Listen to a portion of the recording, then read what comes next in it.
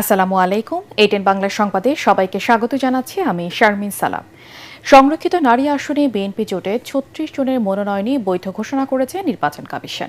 রাজধানীর আগারগাঁওয়ে নির্বাচন কমিশন ভবনের অডিটোরিয়ামে সকাল থেকে বৈধ প্রার্থীদের নাম ঘোষণা করেন রিটার্নিং অফিসার মঈনুদ্দিন খান। স্বতন্ত্র প্রার্থী হিসেবে বৈধতা পেয়েছেন সুলতানা জেসমিন। এছাড়া কোনো দলীয় বা জোটের সমর্থন ছাড়া স্বতন্ত্রভাবে জমা দেওয়া ৩টি মনোনয়ন বাতিল ঘোষণা করা হয়েছে। তারা হলেন শামীমা আক্তার, মোসাম্মদ মেহেরুন্নেসা এবং মাহবুবা রহমান।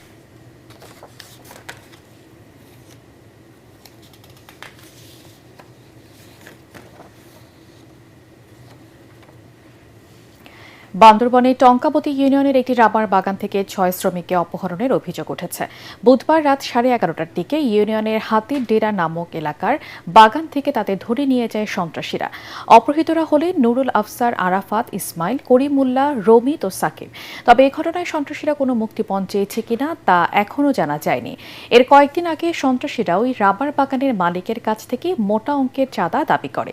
দাবিকৃত চাঁদা না পেয়ে সন্ত্রাসীরা এই অপহরণের ঘটনা ঘটিয়েছে বলে ধারণা করছে পুলিশ। বান্দরবানের পুলিশ সুপার আব্দুর রহমান জানিয়েছেন, উদ্ধার অভিযান শুরু করেছে পুলিশ। শুরু হয়েছে বহুল আলোচিত পশ্চিমবঙ্গ বিধানসভা নির্বাচনের প্রথম দফার ভোট গ্রহণ। উত্তরবঙ্গ থেকে জঙ্গলমহল 16টি জেলার 152টি আসনে আজ কড়া নিরাপত্তায় ভোট গ্রহণ চলছে। প্রথম 2 ঘণ্টার প্রায় 18% ভোট পড়েছে বলে জানিয়েছে নির্বাচন কমিশন। তৃণমূলের হ্যাট্রিক জয় নাকি বিজেপির পশ্চিমবঙ্গে ক্ষমতার গোড়াপত্তন, কোন দিকে পাল্লা ভারী তা নির্ধারণে রায় দিচ্ছেন 3.5 কোটি ভোটার।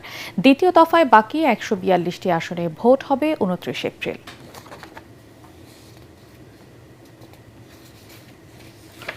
দর্শক, পশ্চিমবঙ্গ থেকে বিধানসভা নির্বাচনের আরো খবর জানাচ্ছেন আমাদের কলকাতা প্রতিনিধি কিংশুক চক্রবর্তী। বামপন্থীরা তারা ধর্মকে বাদ দিয়ে তারা রোজগারের কথা বলছে, বেকার চাকরির কথা বলছে।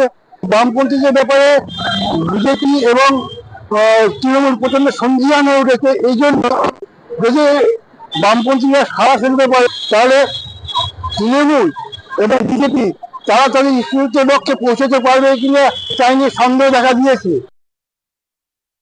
এবারে ইরান আমেরিকা যুদ্ধ প্রসঙ্গ।